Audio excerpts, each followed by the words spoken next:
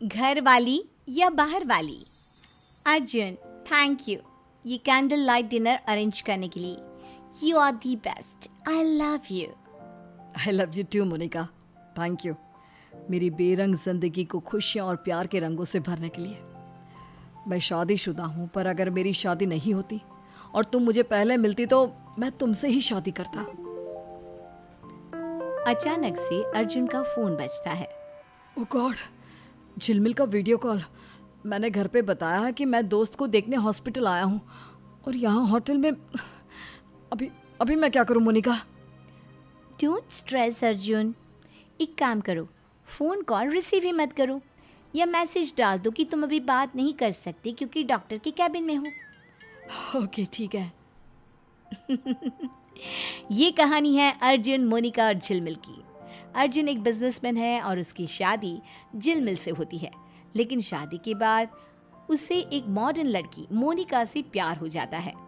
झिलमिल अर्जुन से और अपने सास ससुर से खूब प्यार करती है। वहीं मोनिका अर्जुन के सिर्फ पैसे खर्च करवाती रहती है। एक तरफ है घर वाली, एक तरफ है बाहर वाली।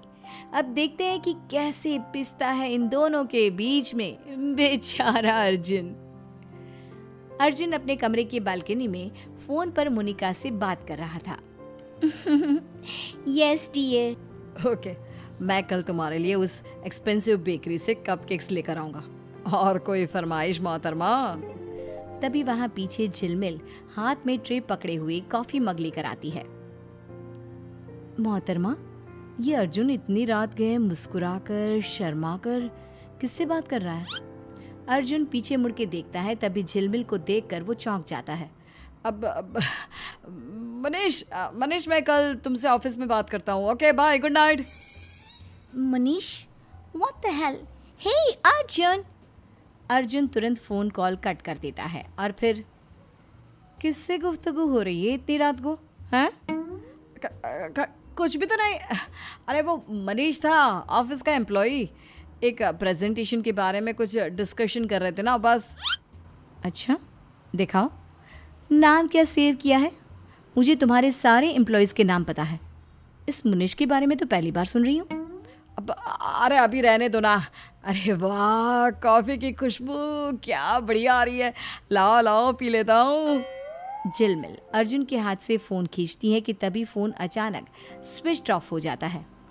अरे इसकी बैटरी लो थी, इसे चार्जिंग पे लगाना होगा। लाओ लगा देता हूँ। अर्जुन फ़ोन को चार्जिंग पे लगा देता है और उसके इस बर्ताव से झिलमिल को उस पर थोड़ा बहुत शक हो जाता है। अगले दिन अर्जुन और मोनिका शॉपिंग मॉल में जाते हैं। मोनिका शॉपिंग पे शॉपिंग किए जा रही थी और अर्जुन दोनों हाथों में बहुत सारी शॉपिंग बैग्स पकड़े हुए उसके पीछे पीछे चल रहा था। मोनिका, आइंदा से ना मुझे घर जाने के बाद कॉल या मैसेज मत करना, ओके? हाँ बाबा, अंडरस्टूड। अच्छा ये देखो, ये हिल्स और ये डायमंड का नेकलेस, लेकिन ये तो लाखों का है। तुम दिलाओगे ना मुझे प्लीज़? ले लो अब, ये आज मेरा बैंक अकाउंट खाली करके ही दम लेगी। मोनिका महंगी से महंगी चीज़ें खरीदती है और अर्जुन के पैसे खत्म करवाती रहती है।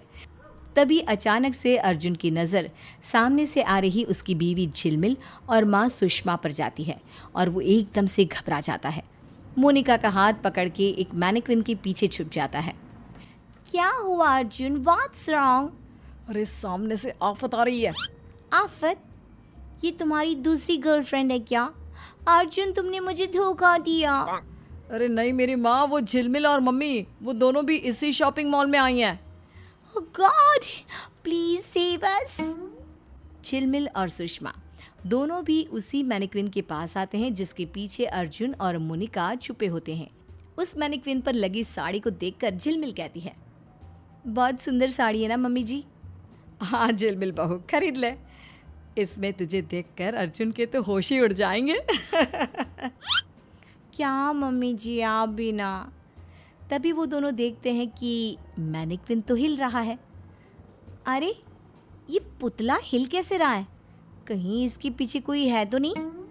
झिलमिल पुतले के पीछे जाके देखती है और तभी उसे कोई नहीं दिखता। मोनिका और अर्जुन घुटनों के बल चल चल कर जैसे तैसे वहाँ से निकल जाते हैं। आज तो बाल बाल बच गए। फिर कुछ दिनों बाद अर्जुन अपनी बैग भर के कहीं जाने की तैयारी करता है। तभी उसके पापा दीपराज उससे कहते हैं, और अर्जुन बेटो, कहाँ निकला यूं बैग वैग उठाकर? वही तो, आज हम दोनों को मेरी फ्रेंड तारा की बर्थडे पार्टी में जाना है। अब आई एम सॉरी झिलमिल, वो ना एक्चुअली लास्ट मोमेंट पे ये बिजनेस ट्रिप फिक्स हो गई, इसलिए जाना होगा डार्लिंग। मैं 2 दिन में लौट आऊँगा, डोंट वरी। ध्यान से जाइयो और सबके लिए कुछ ना कुछ लेके आइयो, खाली हाथ मत आना। अर्जुन सबको बिजनेस ट्रिप का नाम लेकर झूठ बोलकर मोनिका के साथ शिमला घूमने जाता है और वहाँ पर भी मोनिका अर्जुन से बहुत खर्चा करवाती है। लेकिन तभी वहाँ पर उन्हें सुषमा की चचेरी बहन अनुराधा देख लेती है और वो उनकी फोटो खींचकर सुषमा को भेजती है और कॉल करके कहती है, देख सुषमा, कैसे तेरा बेटा यहाँ शिमला में इस अनजान लड़की के साथ गुलछर्रे उड़ा रहा है। बेशर्म कहीं का। अपने बेटे को संभाल सुषमा, वरना अपनी अच्छी खासी गृहस्थी को आग लगा देगा ये कलमुहा। जब अर्जुन ट्रिप से लौटता है तभी सुषमा उसे खूब डांटती है। अरे उस लड़की के चक्कर में घन चक्कर मत बन, भूल मत कि तेरी शादी झिलमिल से हुई है। जितनी जल्दी हो सके इस किस्से को रफा दफा कर दे और उस लड़की से दूर हो जा, वरना मुझसे बुरा कोई नहीं होगा। लेकिन मम्मी, सुषमा वहाँ से चली जाती है। लेकिन अर्जुन अपनी हरकतों से बाज नहीं आता और ये सिलसिला यूं ही रोज़ाना चलता जाता है।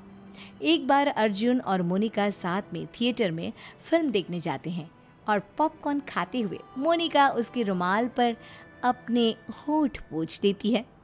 घर पर जब झिलमिल कपड़े वॉशिंग मशीन में डालते वक्त उस रुमाल को देख लेती है और उस रुमाल पर क्या था? लिपस्टिक का निशान। तब वो अर्जुन पर बरस पड़ती है।